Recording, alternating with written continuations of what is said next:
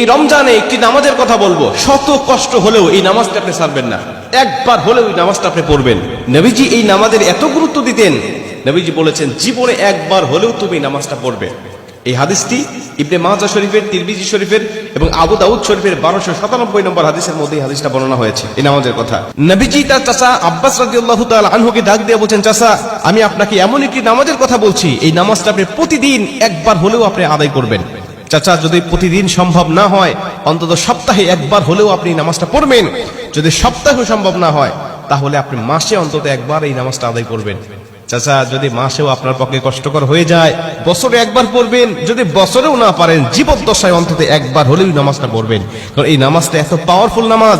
এই নামাজটা আদায় করার কারণে আপনার প্রকাশ্যে অপ্রকাশ্যে যত গুনাহ করেছেন, আপনার ইচ্ছায় অনিচ্ছায় যত গুনাহ করেছেন, আপনার অতীত জীবনে যত গুনাহ করেছেন, সব গুনাহ আল্লাহ আপনাকে ক্ষমা করে দিবে। চাচা এই নামাজটার নিয়মটা একটু ব্যতিক্রম। এই নামাজটাকে বলা হয় সালাতুত তাসবিহ। এই নামাজের মধ্যে অতিরিক্ত কিছু তাসবিহ পাঠ করতে হয়। সুবহানাল্লাহ, আলহামদুলিল্লাহ, লা ইলাহা ইল্লাল্লাহ, আল্লাহু আকবার। এই চারটা তাসবিহ একত্রিত করে সুবহানাল্লাহি ওয়াল হামদুলিল্লাহি ওয়া লা ইলাহা ইল্লাল্লাহু আল্লাহু আকবার, এই তাসবিহগুলো, এই বাক্যগুলো এখানে পাঠ করতে হয়। 4 রাকাত বিশিষ্ট এই নামাজ সালাতুত তাসবিহ 4 রাকাত পড়তে হয় এক নিয়তে। 4 রাকাত নামাজে প্রতি রাকাতে 75 বার করে করে মোট 300 বার এই তাসবিহটা পাঠ করতে হয়। সুবহানাল্লাহি ওয়াল হামদুলিল্লাহি ওয়া লা ইলাহা ইল্লাল্লাহু আল্লাহু আকবার, এই তাসবিহটা, এই দোয়াটা 75 বার করে করে প্রতি 4 রাকাতে মোট 300 বার করে আপনি পাঠ করবেন। কি নিয়মে পাঠ করবেন আমি আপনাকে নিয়মটা শেখাচ্ছি।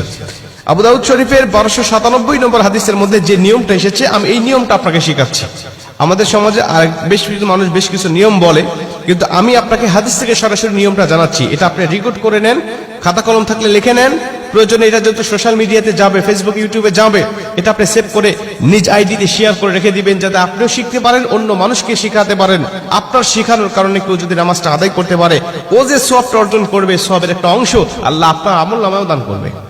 এজন্য এগুলো মানুষের কাছে ছড়িয়ে দিবেন যত সম্ভব হয়। আপনি প্রথমে যখন নামাজটা শুরু করবেন, নিয়ত করবেন নফল নামাজের নিয়ত করে অন্যান্য নামাজে যেভাবে সানা পাঠ করি আপনি সেভাবে সানা পড়বেন। অন্যান্য নামাজে যেভাবে সূরা ফাতিহা পড়ি ওভাবে সূরা ফাতিহা পড়বেন।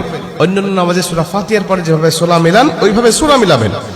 সূরা মিলানোর পরে রুকুতে যাবার আগে দাঁড়ানো অবস্থায় আপনি 15 বার এই তাসবিহটা পাঠ করবেন। সুবহানাল্লাহি ওয়াল হামদুলিল্লাহি ওয়া লা ইলাহা ইল্লাল্লাহু আল্লাহু আকবার, এই তাসবিহটা পাঠ করলেন 15 বার। 15 বার পাঠ করার পর আপনি রুকুতে চলে গেলেন। রুকুতে গিয়ে রুকুর যে তাসবিহটা আছে, তাসবিহটা পাঠ করার পরে সুবহান রাব্বিয়াল আযীম বলার পরে আপনি এই তাসবিহটা আবার পাঠ করবেন 10 বার। সুবহানাল্লাহি ওয়াল হামদুলিল্লাহি ওয়া লা ইলাহা ইল্লাল্লাহু আল্লাহু আকবার, এই 15 বার আর 10 বার 25 বার। এরপরে আপনি রুকু থেকে উঠে দাঁড়ালেন, দাঁড়ানোর অবস্থায় আপনি আবারও 10 বার পাঠ করবেন। তাহলে হলো 10 আর 25 35 বার।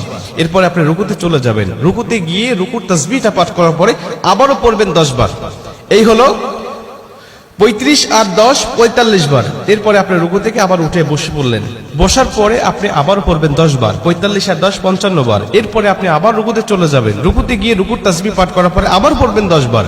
এই হলো 10 আর 55 65 বার। এরপরে রুকু থেকে যখন উঠবেন, উঠে প্রথম রাকাতে আপনাকে দাঁড়াতে হবে, না দাঁড়িয়েই আপনি বসা অবস্থায় আবার 10 বার পাঠ করবেন। এই হলো 65 আর 10 75 বার।